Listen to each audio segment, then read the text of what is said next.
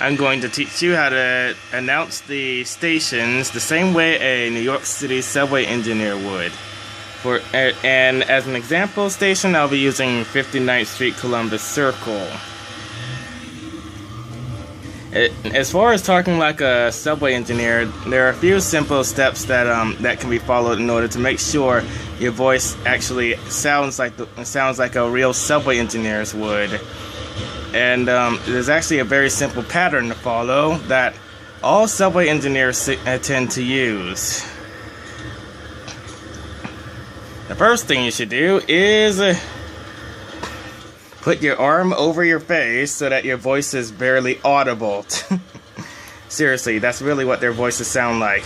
Another thing they do is they talk really fast so you can barely understand what they're saying. And they also mumble what they say so that you can't even hear them.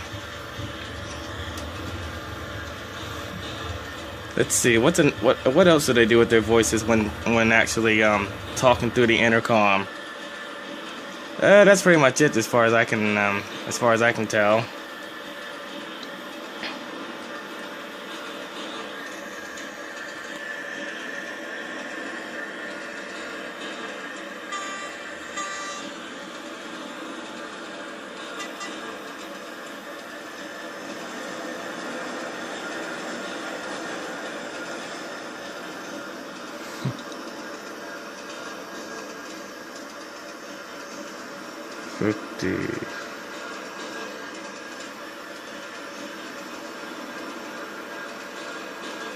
Okay, I'm gonna pretend that the next station that we're stopping at will be 59th Street, and when I announce it, I'm gonna try to sound as much like a subway engineer as I can, following this vocal pattern.